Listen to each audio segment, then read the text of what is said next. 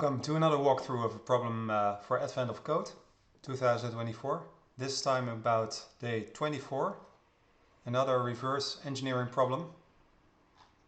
I love these problems as it requires you to think out of the box and does not apply some algorithm out of the box, but you really have to think about the problem. And the programming is more like a tool for solving the problem than like the problem itself. So in this case we got a circuit consisting of gates which are either AND, XOR or OR. They perform Boolean operations on their input, and basically what they're supposed to do is they take input from a set of inputs representing bits for an X integer and another set of inputs representing the bits of an Y integer, and they have to add these two integers together and produce a Z integer which represents the sum of those two. So for the first part you basically have to parse the inputs, do either a breadth first search or a depth first search to process the entire circuit and produce the output.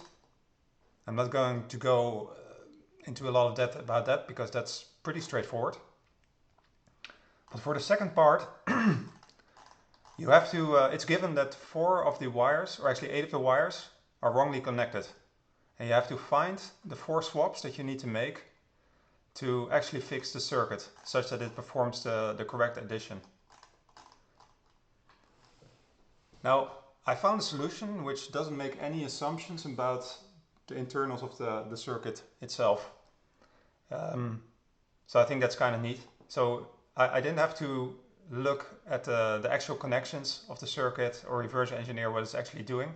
I only looked at tests from the input to the output, basically treating it as a black box.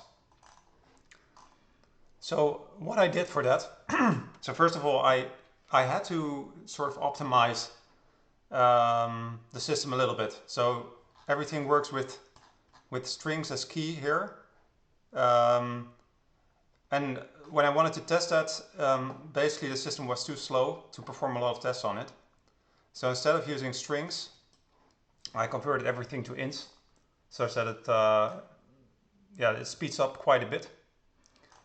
And I made this like translation here, where each input is assigned to an int. I have this forward name index and reverse name index, which can like go back to string or from string to int and from int to string. And the gates are represented by this class here. Let me see, where's my gate class?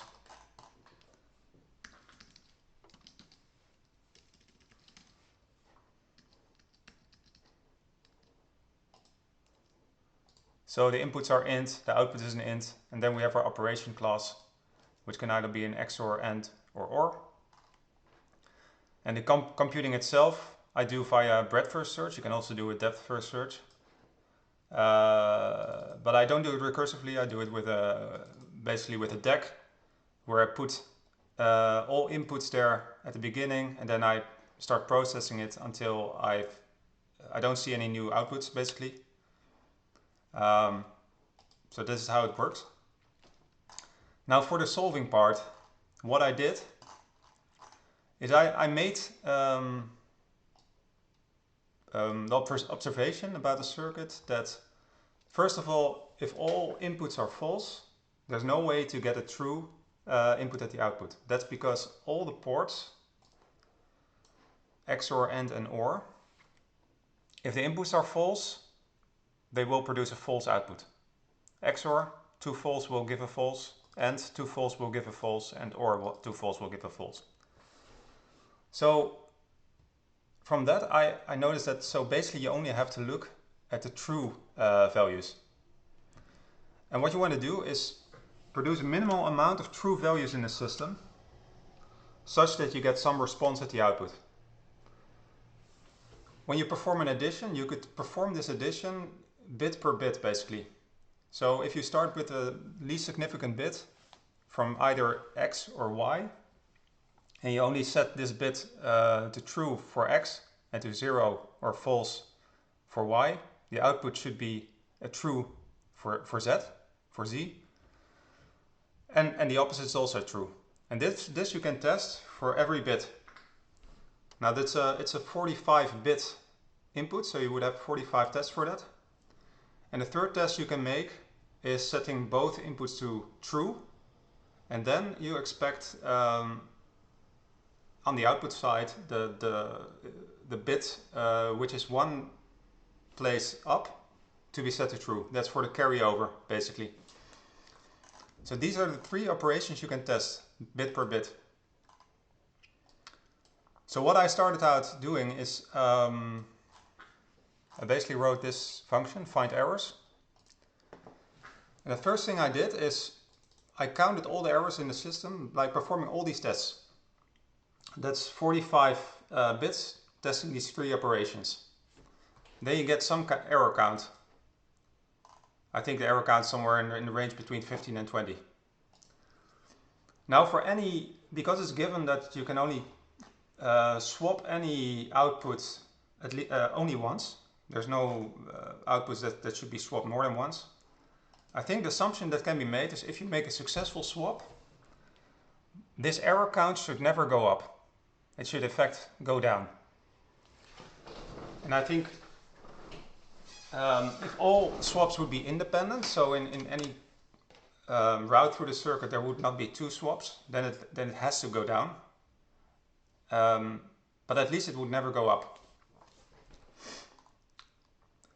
And then the other observation you can make, I wrote it down here, is if any of those tests fail, this would mean that a true input will give a false output at some point.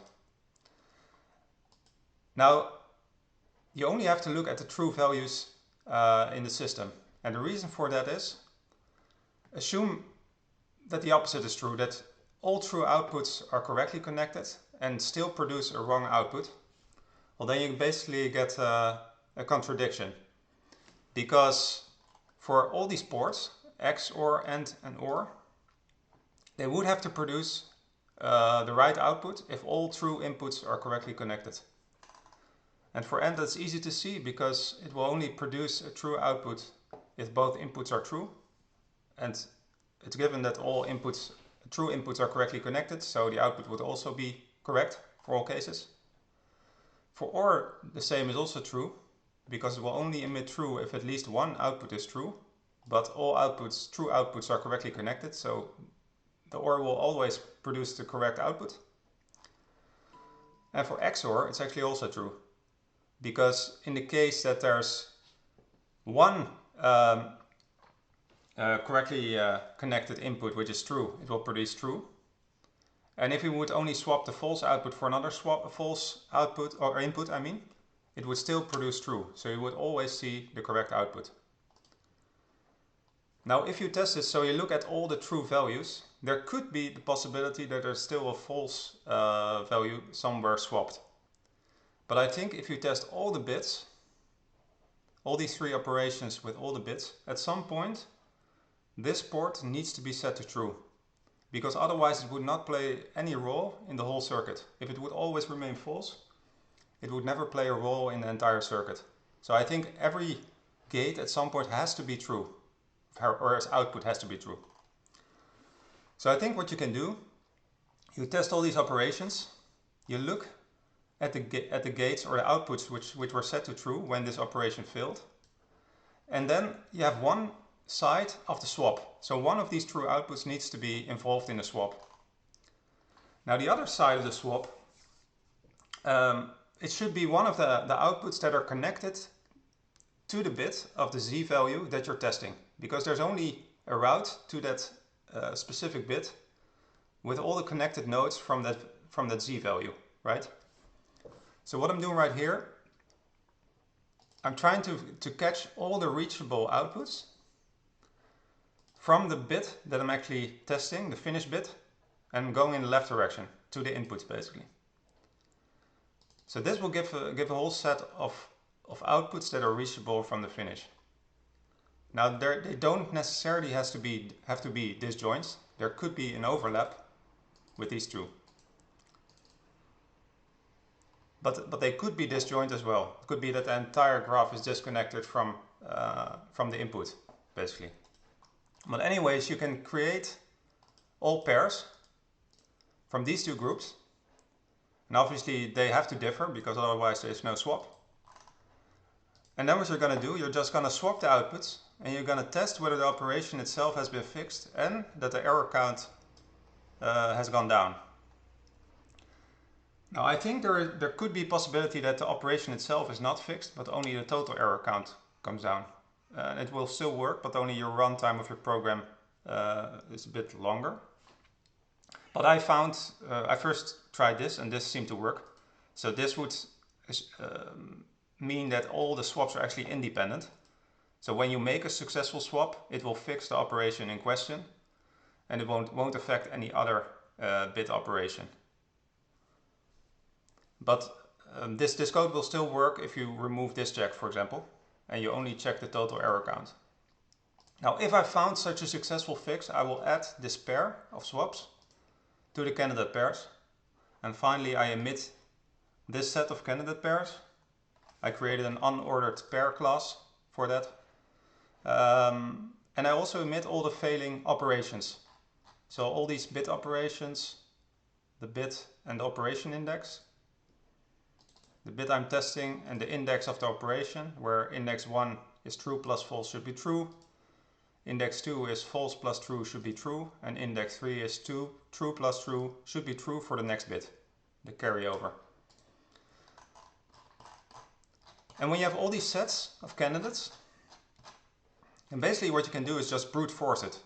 You just try all these swaps and try to find a valid solution. Now this set of candidates so I can run this, I will print the count of candidate pairs. It's fairly small. I think it's only 26 or something. Yeah, 26 candidate pairs.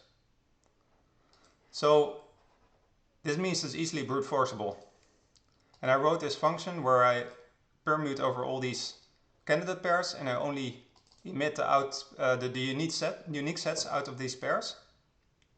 And I basically just try these. I have to validate that they're all distinct. So all the pairs that are given as input have to have distinct outputs. And then I'm just swapping them and testing all operations. So first I test the failing operations that came out of our test. If that succeeds, this is more for performance. I will test all the bits and finally I perform a set of random additions. I don't think that's strictly necessary, but I did that anyway. And if all those succeed, then basically you have found your set of pairs that are the problem in your circuit.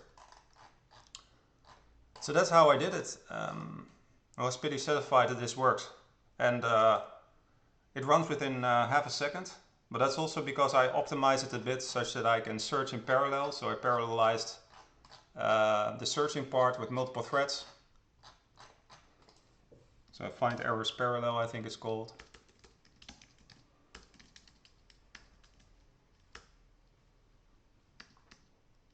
Yeah, here. So what I did here is I split up the ranges into the number of ranges that are divided,